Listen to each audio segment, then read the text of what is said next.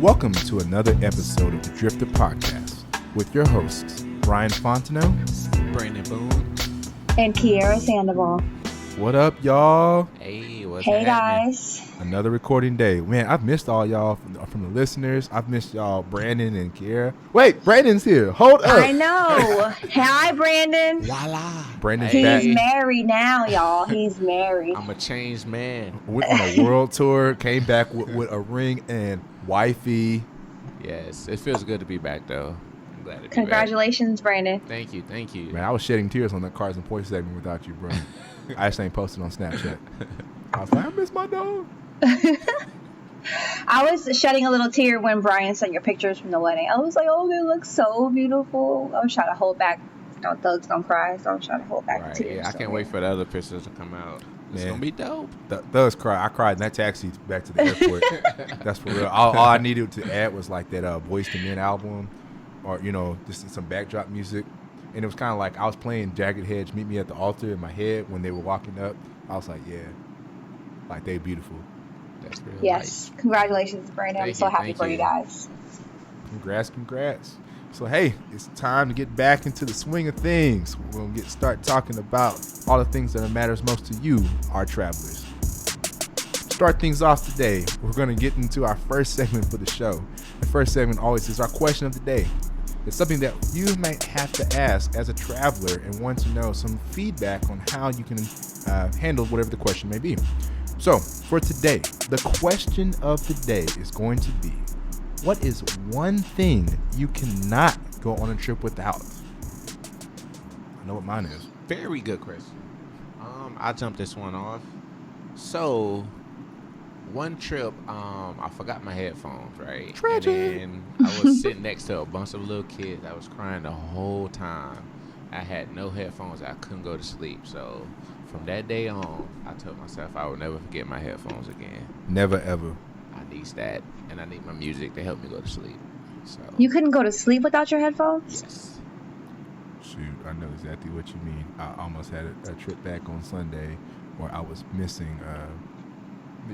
I was about to sit in a row with like two kids, and I was just like, man, I thought I was gonna sit with them. Thank God I had my headphones. I ended up sitting two rows in front of them, but they were like two on one side, then an empty spot, then like three on the other side. I was like, dang, too many kids. And they That's all that hurt. Bro, they were crying hard. Can't do it. That's why you don't forget your headphones Yes, can't. So you guys take like the big headphones, not like Yes. earbuds. Beats. ever. It's called baby. It's called baby noise cancellation for all the crying babies that be on planes. You have to have like the big headphones, even the smaller headphones. Whatever's gonna make me close to death, that's what I'm all about. Right. So do you carry like your headphone case with you? Because with these headphones, I bought a case to go with them because I feel like you don't want to just throw them in the bag and break them. Oh, yeah. Yeah, see? Throw it in the bag. Yes. You know they had the little hooks now you can put for your your Mhm. headphones. I'll get on my Yeah. my travel backpack. See? In there. all In day. there. With the charger in there. I gotta charge Yeah. mine. That's the only thing I don't like. Oh yeah, I don't charge mine. I charge mine on the plane. I carry that You little charge USB mine. Oh, battery okay, pack so I okay. can charge it because Yeah. I'll forget. What about you, Kier? Oh. So I'm kind of a girly girl. I have to have like my face products anywhere I go. Doesn't matter if I'm going domestic or international. My pink bag with all my products, my moisturizer, my toner, my eye cream, I have to take that. It's the first thing I'm packing, besides my phone charger. Man, stay beat. Beat faces. It's not even worldwide. beat. It's just I'm trying to, I don't want to age. I think I've done pretty well so far. I don't want to age. So I have to have my creams and my toners and my face wash. I have to Yeah, have that. You do look 18. Thank you. That skin don't crack. Nope, Right. I don't want it to crack at all. Well, shoot, for me, the thing that I need more than anything is my camera. Yes. Like, it make or breaks my trip because I'm really avid about taking pictures. I used to run a photography and video production business for 5 years. And I happen to be one of those people, when you know something, then it's like it never is the same. So, like, I take a picture, I'm like, oh, the white balance is off. The color saturation is off. Got to fix the shadows. I'm like, this is why I need my camera. So, definitely take my camera. I take some dope photos. And then I use, like, all my trip photos as, like, screensavers or different things. So, I love, like, having imagery and then telling stories like, hey, I was there and this happened. And then definitely going to take some more pictures and put them up as canvases in my house so I can tell a story all around the house at the places that I've been. Dope. But the iPhone ain't going to cut it out for me. I'm sorry. Yeah. Gotta have my DSLR. I feel you on that, bro. I needs my camera too. I need it. I need my travel gadgets. Yeah, straight up. Like I'll walk around all day with just a camera and a wallet. And maybe Camera and a wallet. Yeah. Now, are you taking like a lens with you with this camera, or are you just? Magically, I get by on one lens. I do pack a second lens. Mm-hmm. Sometimes I will carry I have a slim camera bag that's only just for the camera, but I'll have the camera out and I'll have the extra lens in the bag. But I very rarely use that. Yeah, because it was super small, so I can compact my flash, an extra lens, and some battery pack. So I carry my battery pack for my phone too. So I just carry this small. It looks like a little just like a small bag that covers the size of a DSLR camera that would have a lens put together. But I just stash everything in there. I need that in my life. See, it's compact, like Team Carry On. Team Carry On. So. Brian's making changes in his life. Team Carry On now. I mean, y'all changing my life. I did Team Carry On the other week. I was like, man. Well, first of all, I had to go buy a luggage case that was Team Carry On. Once I did that, it changed my life. Thank God, on my flight, I don't know where I went. Oh, from Mexico. When I came back from your wedding, they destroyed my suitcase. Had to buy a whole new suitcase. I came back. Well, I ain't gonna lie. I brought back 7 bottles of tequila as gifts. So the fact that they all made it back and went through TSA, I was like, TSA didn't take nothing? It was under 50 pounds there? No, it's definitely under 75 though. Oh. But 75? What? International bringing 75. back a child with you? I basically smuggling people back.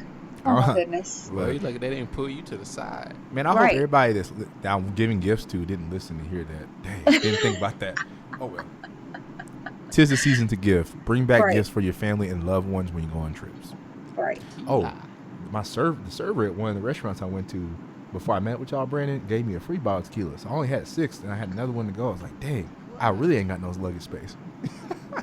So. You got a free bottle of tequila from a server? I told him it's my first time in Mexico. He's like, here's a free bottle on the house. I was like, a whole bottle? Wow. For me? Wow. I'm like, I'm coming back. I'm going to try that next time. I ain't never tried that before in my life. Shoot. And it's like the tequila you can't find in America, right? Right. That's the other part that was really good. So definitely. Did it have the worm in it? I did. Does tequila not have the worm anymore? Some of them does. I saw it. Yeah. Okay. I was gonna buy it, but I didn't. It kind of scared me a little bit. Well, don't buy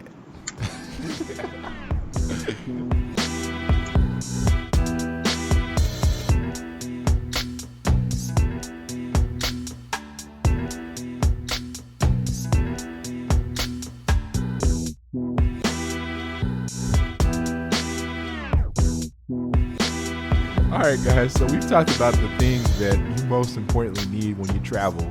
Make sure you have that one item, whether it be your makeup bag, your headphones to protect you from crying babies, or in my case, got to have my camera for my pictures so I can post it to Instagram. Not the iPhone ones because they come out saturated, so the DSLR ones go on Instagram. They're like, man, that's professional photo. I'm like, yeah, I did that. So now we're going to get into our next segment of the show, another thing that's really close to Brandon and myself, the cards and points segment, where we cover each week different strategies that you can use to be able to take advantage of all the points that you get through credit cards and turn them into miles that you can use to be able to go out and travel the world for free, or for close to free as possible. So for today we're going to cover another rewards program and currency that you need to get to know, one that's very valuable and definitely rivals the American Express currency that we covered for the last 2 weeks.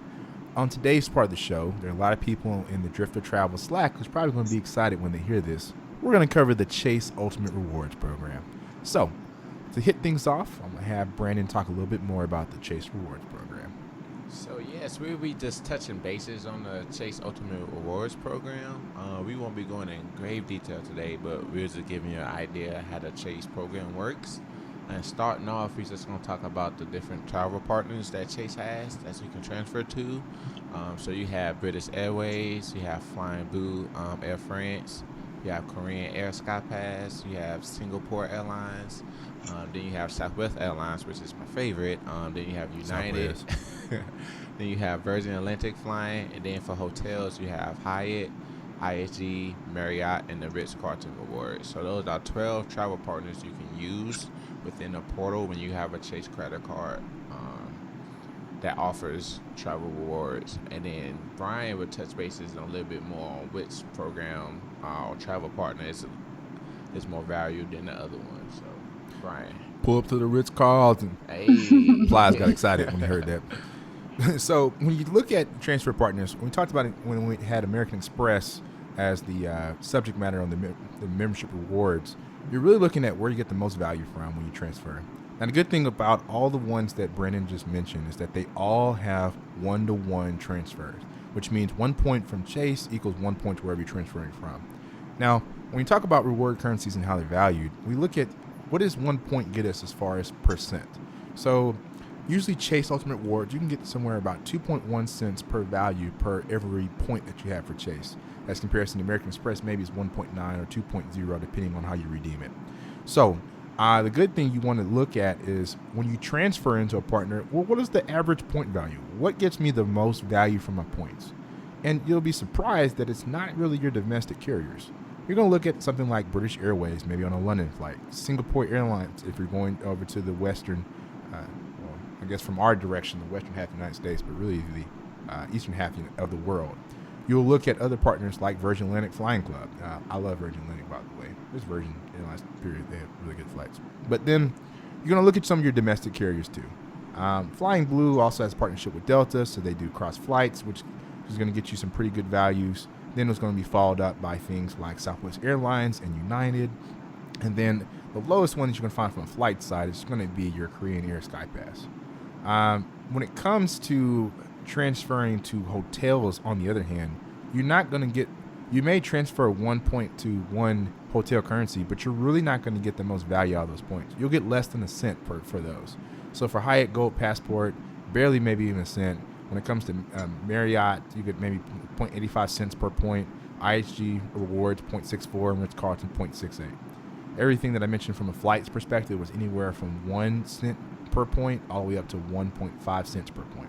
So you definitely want to start ranking it as far as what do you get the most value from.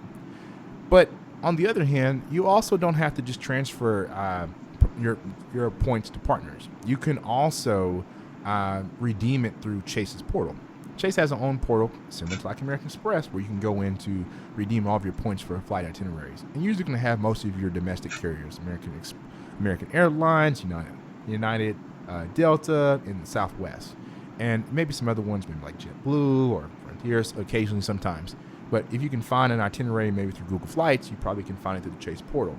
Now, the benefit is, depending on what cards that you have and you want to use the Chase portal, also might give you more points back. They give you lower redemption through the portal when you have like the Chase Sapphire Preferred card, gets you 20% of your points back, whereas the Chase Sapphire Reserve card gets you 50% of your points back. So ultimately, what you're getting is more bang out of your buck, maybe sometimes through the portal. So I would always check the portal and then check the actual airlines to see if you transfer and compare the two. Same philosophy that I gave you for American Express. Always have Google Flights, American Express's portal, and then maybe the actual website for the airlines that I'm looking at. Same thing you want to do with Chase. Have Google Flights open, have Chase portal open, then have the actual carrier that you want to transfer your points to. And definitely sign up for all the rewards programs that we mentioned that you can have transfer partners, because you never know when you might transfer. Now, the rate at how fast it may transfer begs to differ. I know with Southwest Airlines, I've transferred my Chase points within about 5-10 minutes. I saw the points in my account, booked the flight, boom. Southwest got me there, 2 free bags, because I'm all about team check bags. But maybe changing. Yeah, slowly. So you definitely want to also consider that. So your domestic carrier is going to have more faster times when it comes to transfers, whereas some of your more international carriers, they're going to take a little bit longer, sometimes up to a couple of days. Yeah. So it just depends. You just got to be aware. I know I transferred some points to British Airways, and it took about 10 minutes too. Okay. Yeah, I transferred points to Canadian Air, and it happened in a matter of minutes. Or Canada Air. Nice. Yeah, within a few minutes. Same thing with Southwest. Cool. So yeah. So Yes. When it comes to redemption strategy, you can also redeem it for gift cards. You can do it for cruise packages. I mean, the Chase Ultimate Rewards program has so many different types of rewards and things that you can do with them. But mostly we're going to always recommend flights, hotels, but really flights, not hotels, and getting the most value for your points. Don't make the mistake of sending them to like Amazon and getting like 50 cents per point. Right, yeah. So, and don't redeem them for gift cards either. cashback. Okay, definitely not cashback. So That's what they want you to do, but don't do it. that's why you listen to the podcast, because Right. y'all are smart, savvy travelers, and y'all are good looking, and y'all gonna travel the world. And people are like, man, how you travel? We're like, by credit cards, and they're gonna be like, where you heard from? And you'll be from like Driftr podcast, and be like, yeah, that's what's up. See, we out All of there. that. We care about y'all. Right. Get your money's worth. Get your money. I didn't know you But can yeah, get cash that pretty back much from covers Chase. the Ultimate Well, does Rewards it depend on what program. card If you you have get? any more questions, feel free to drop into our Cards and Points channel on the Driftr Travel Slack, and we'll be glad to share with you any of the things that you might have questions about or things that you just want to know.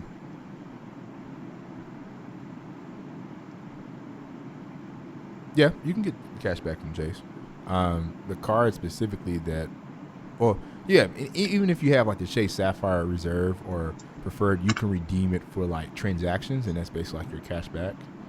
Because like even if you have the Chase Freedom card, which we're going to cover all these cards on the next episode on EP9, the Chase Freedom card gets you points, but you can only redeem it from cash back unless you have another card like the Chase Reserve and then or the Chase Sapphire Reserve or Preferred, which then you can transfer your Freedom points to that one card to redeem for flights. Right. But they all operate as cash back. You can even do the same thing on American Express. You can get cash back in a sense. Yeah. Or redeem it as a statement credit. Right. Right. Yeah. So. Okay, interesting. But we'll touch more on that next week. Yep. And stay tuned. Stay tuned. So, like I said, if you have any more questions, join us in the Driftr Travel Slack and definitely ask them. And we'll be covering more about the actual cards on the next episode. Snack attack. You look like you about to say something. Mm-mm. I'm quiet. I'm listening. Trying to take it all in. Taking notes. Taking notes. Share the notes, y'all. Share the love.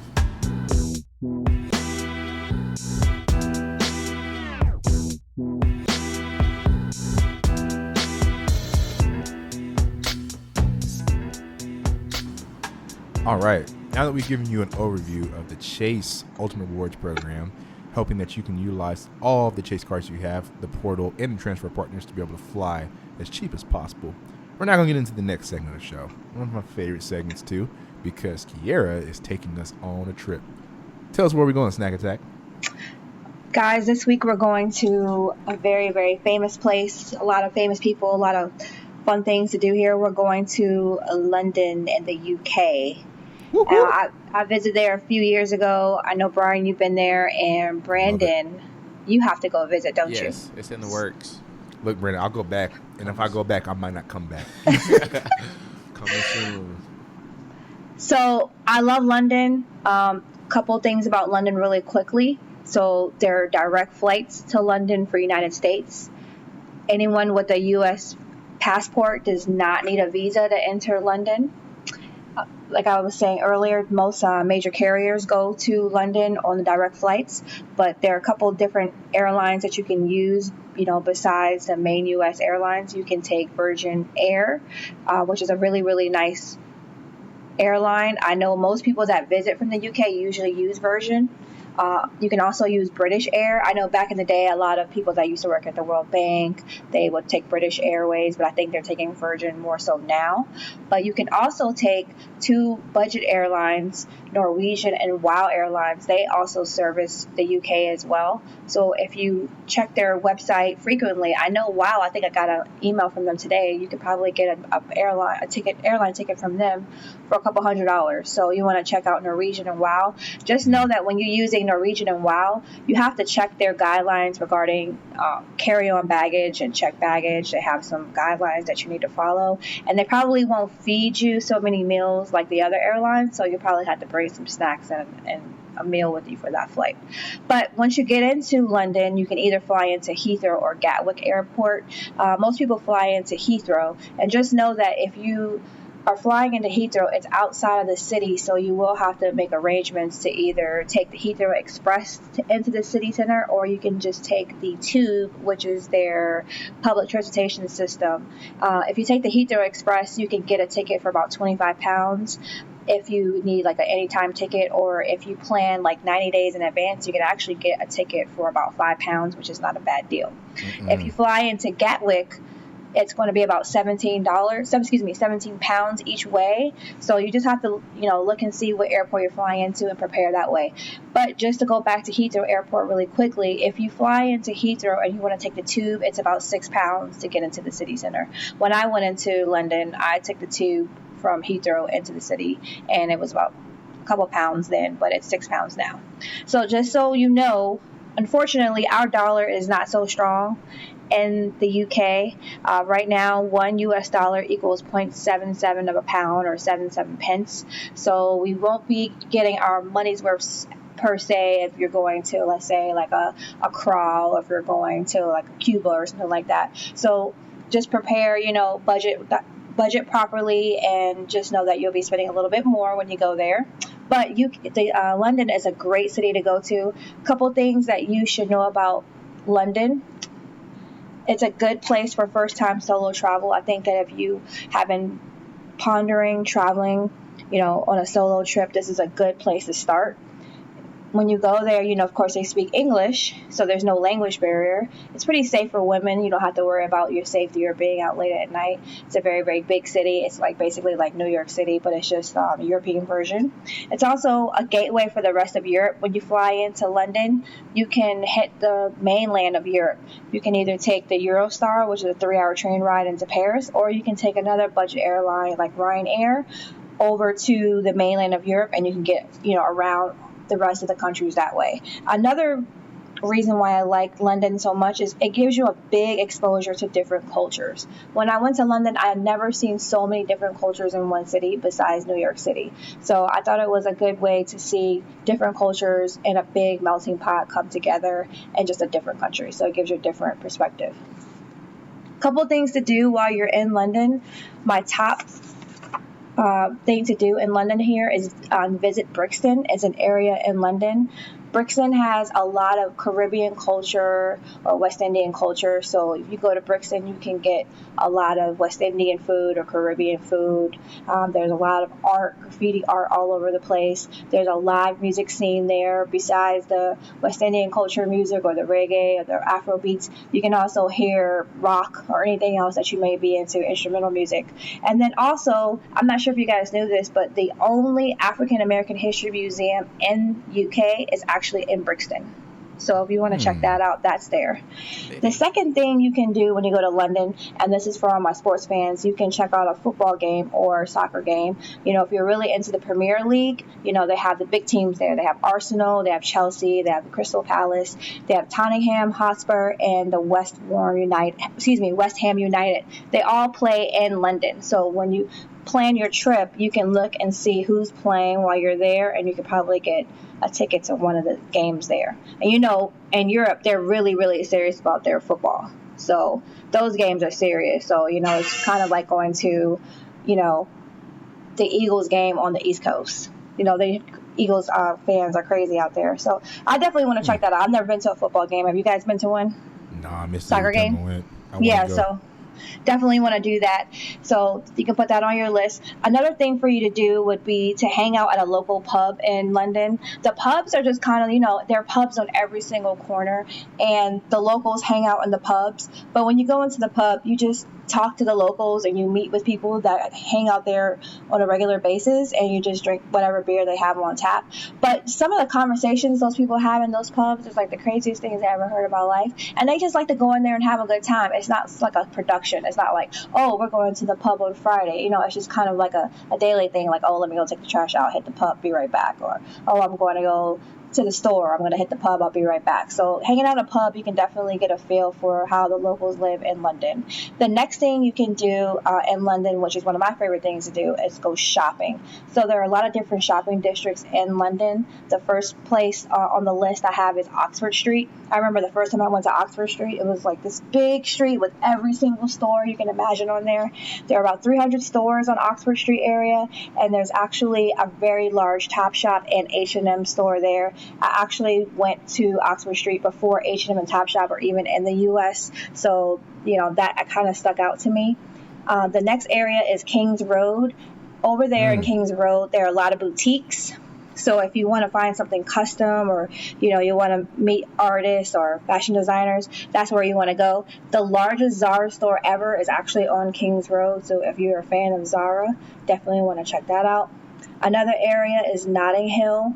If you're really into vintage clothing or unique clothing, you want to go to Notting Hill area. I actually like Notting Hill area because you can find like a lot of vinyl records, a lot of maybe like Polaroid cameras, or just stuff from back in the day, a lot of vintage stuff, and that's what I'm kind of into. So that's a good area to go to. And then one of my other favorite places to go is Harrods department store. Brian, did you go there? Yes, I did. I loved it. You can spend the whole day in Harrods and just lose yourself. It's like, I don't remember how many floors it is, but it's multiple levels. It's kind of like Macy's 34th Street on crack. Man, basically. Got lost there. Went shopping. I spent way too much money in London. I came back with this three-piece suit. It was bad too. Mm-hmm. And, Three-piece. Look, I'm the person who goes to London and spends money on a three-piece suit, goes to Hong Kong, comes back with not a thing. What? I know. I don't know how backwards that is, but definitely made that mistake. As long as you know, that's okay. I'm going back to Hong Kong so I can get my suits. Gotcha. Suits, plural. Suits, plural? Okay. So. Yeah, I mean, Harrods, you can basically go in and you can buy a fur coat all the way down to a pool table if you wanted to. Like, they have everything you can possibly imagine. And if you need like a personal shopper, they'll definitely provide that to you. And if you want to stop in the middle of the day and have lunch, they have a restaurant right in there in Harrods. So I had a beautiful time in Harrods with a lot of nice stuff. Did probably more window shopping than anything else when I was in Harrods, but I'll go back. I'm not worried about it.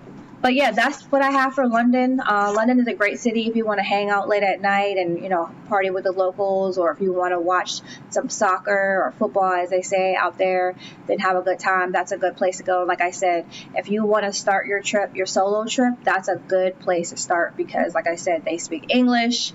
It's a very safe area.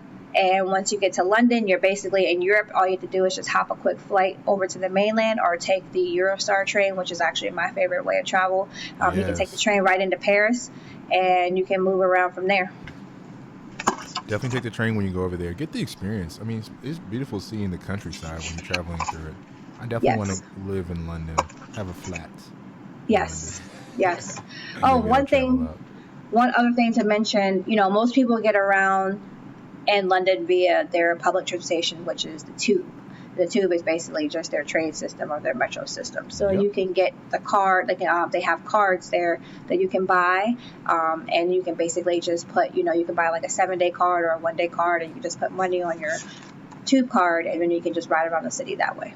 They're even doing electronic payment systems, but the thing that they get you on is that you have to use that same thing to get off. So if the thing dies while you're on the tube, you're basically stuck.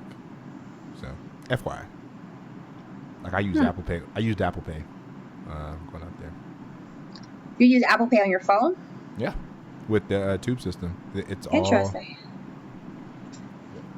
Oh, but like you said, if your phone dies, then you're short. Right, you stuck. Yeah, I don't like that idea. So carry a battery pack. Better make sure you charge it up. But what happens when your battery pack dies? Then you SOL. So that's all that means. But, yeah. Now that I think about it, I make sure I can't live without my battery pack. Yeah. I have a small purse, but my battery pack is always in there with my wallet. I don't even put my phone in my purse, but my battery pack is in there. I don't blame you. Yeah, but that's it for London. I hope you guys get out there. It's a beautiful place to visit, a lot of things to do, and definitely can make your way to Europe or anywhere else. It's a good gateway city for you. Yes, that's definitely on my list. We was just talking about it last night with my wife. I rewatched Wonder Woman, and then it took place in London, so it was like, she want to go for Valentine's Day. I was like, ooh, we'll see. Hope Shake's not listening. Right. Shake it's a possibility. When he go home, he be like, I heard you say we ain't. No. If the travel gods bless us, then we'll be there. You know, they now got the Wild Air flights from Austin now. It's like $250 one way to London. So if you catch me in London for the weekend. It's possible. London for the weekend. London for the weekend in 4 days. Just going out to eat and shop. Because I want the pound go out to dropping. eat. Yeah. That's a new age date. You think the food is good in London? I had some good food in London when I went. You just need me as your travel guide. Nah, not at all. Trust me, I mean, we've the had best worse. the best thing I've had was Indian food, and I don't really eat Indian food, but it was good. I'm not gonna say it wasn't. But other than that, I wasn't there for the food. Yeah. Well, Not I'm at about all. to go back. So Brandon can go and then let us know. He can be the tiebreaker. I will All right, definitely let you know. Yeah. Brent, we I know don't Brent ain't play. gonna talk. He ain't gonna hold his tongue on nothing. Look, we brought this hot sauce back from Belize. Ooh. It hit.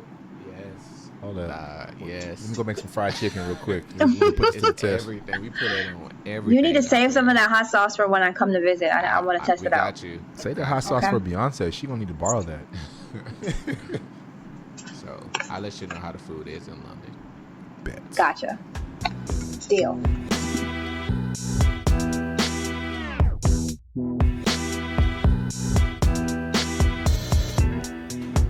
All right, now. So we've gone from London to talking about the Ultimate Rewards program from Chase to our first entry question talking about what is the one thing you cannot forget. And now we go to the final part of our podcast show. One of the revolving topics that centers around issues that really kind of affect travelers. And we give you unique feedback and kind of insight from our own personal experiences. And then there's some of our other thoughts to help you be able to make educated decisions when it comes to being a good traveler. So today, for our open discussion segment, we're going to talk on the topic of basic economy versus regular economy. Interesting. I Very didn't know interesting. there was a difference until United started making their changes. So now when you go to the websites, you may see the economy, but there's also basic economy, which is this new form of economy that ranks it even lower. So it basically divides the classes. And with that, what it basically does is give you a cheaper option to get into the economy.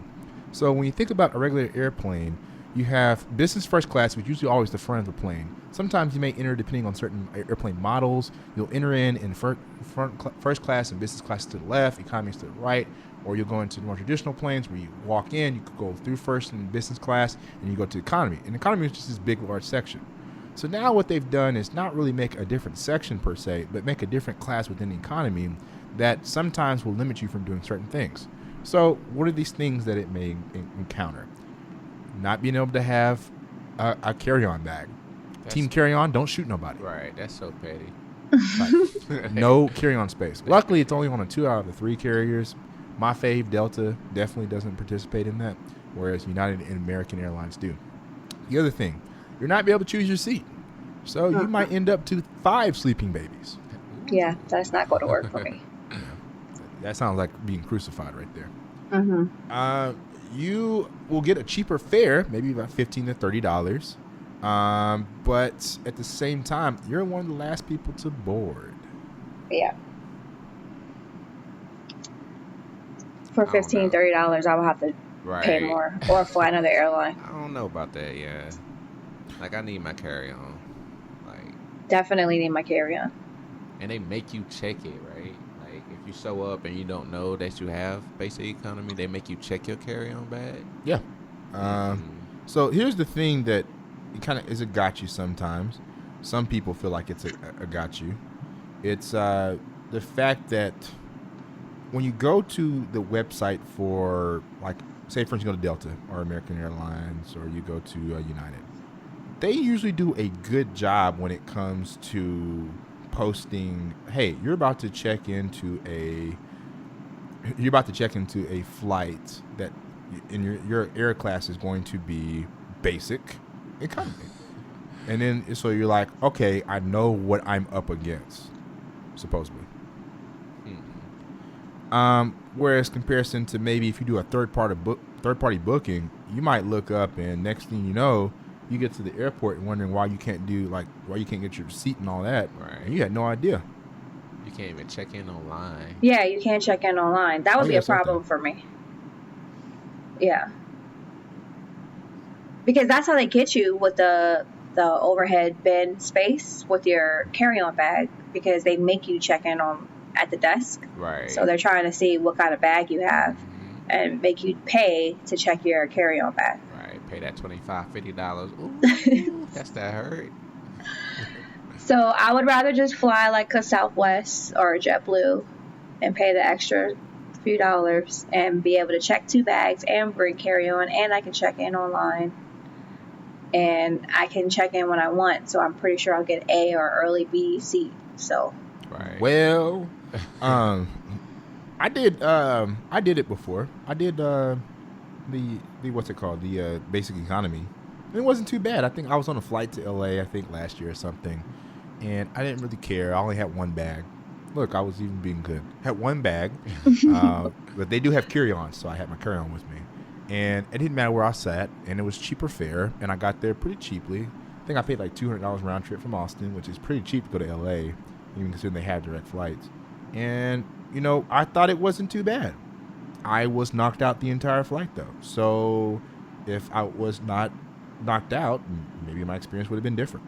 But for me, I fell asleep when I went to play anyways, and I used to have this like the time for a couple of years where I couldn't just like not sleep on planes. Every time I got on the plane, I would automatically fall asleep. Yeah. Like they practiced voodoo or something on me. So I mean, in that case, I didn't really matter if I was awake or not. I had one bag. I was in there, in and out. So it wasn't too bad. But you was by yourself? Yeah, I think See, so. yeah. I don't think that's too bad. Like a quick weekend trip Yeah. by yourself. You don't really care if you sit by whoever. So Could be sitting by Jesus. You have no Right. idea. it's just not too bad. Could be sitting next to the devil. or If two. you with, like, no, a thank group or you. I'm something, okay with that. Yeah, I think I that'd be think a problem. I guess you can call me maybe a little bit of control freak, but I like to be able to have a little bit of control over checking in and having my bag with me. So Coming just from Team depends. Carry-On. Team Carry-On. Major agent.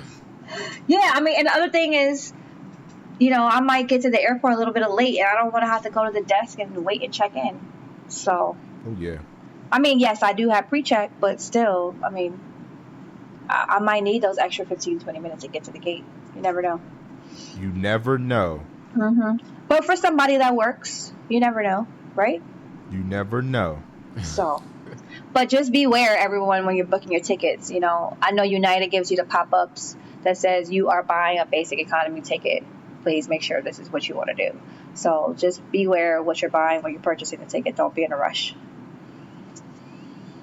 Definitely don't. Right. You Yeah. don't want that surprise when you get to the airport. Yeah, like, Don't- yeah, definitely. It'd be $50 for that carry on.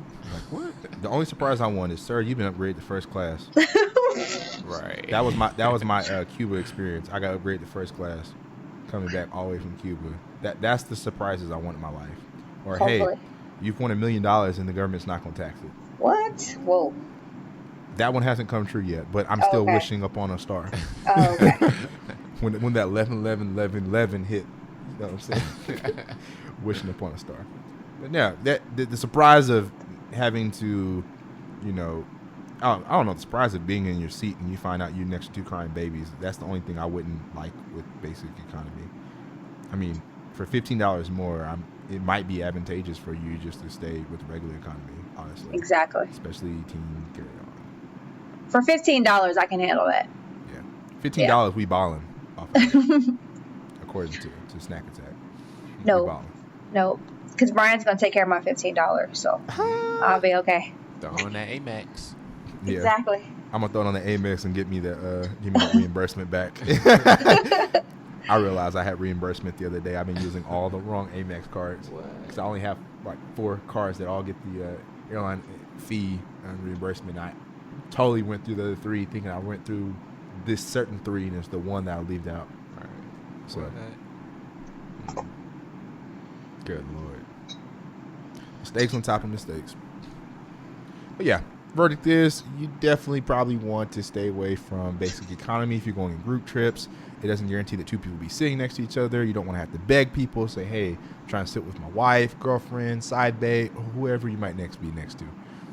You definitely want to check if you're a team carry-on because you may not be able to have carry-on luggage if you're flying United or American, where it's just not so much of a problem when it comes to Delta Airlines, but it's still something you got to consider. So overall, our verdict: stick with the economy. Yeah. $15, maybe $30. Don't do it to yourself. Unless you're going on a solo trip, it might be good. I mean, if you're just trying to get away, and if it's cheap, play your risk at your own schedule. Right. Just know. Just be aware of what you're purchasing because you don't want to have buyer's remorse later. Oh yeah, definitely don't. And be careful on them third-party sites. They are trick because they show the price, not the ticket. Right. Well, we hope that you enjoyed another episode of the Driftr podcast. It's been fun hanging out with y'all. Hope you enjoyed listening to us. Definitely leave us some good reviews on SoundCloud, iTunes, Google Play Store, TuneIn, Stitcher, wherever you listen to us, even on the website. Leave us your comments and ideas. We want to hear back from you. We also are taking submissions for questions. If you have a question that you want us to answer during the question of the day, or you have another question that you want us to answer during our open discussion, we want to hear from you. So please visit podcast.driftertravels.com and go to our section where it says submit a question or submit a topic idea. We want to hear from you, and so think we can include your thoughts and ideas on the next podcast show. We're taking submissions for guest hosts to come on the show and just showcase their love for travel and other things about them. Please go ahead and submit to us, and we're going to get back to you soon. When you go to podcast.driftertravels.com, you also have the ability to submit to become a guest on our show. So we definitely want to be able to have you in a future episode, hopefully not too far away in the future, or we can be able to hear your voice across the radio and podcast sphere. Well, it's been fun hanging out with y'all. Fun to have Brandon back. Yay. Good to see Snack Attack for another week. Welcome back, Brandon. Bam. Married life. Hashtag become the boons. It's been good hanging with y'all.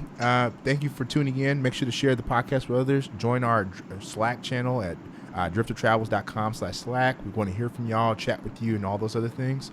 It's been really fun, and look forward to hearing you next week. It's been a great show. This is your co-host, Brian Fontenot. Brandon Boone. And Kiera Sandoval. We out, y'all. Have a good week. Peace. Brandon spoke for once.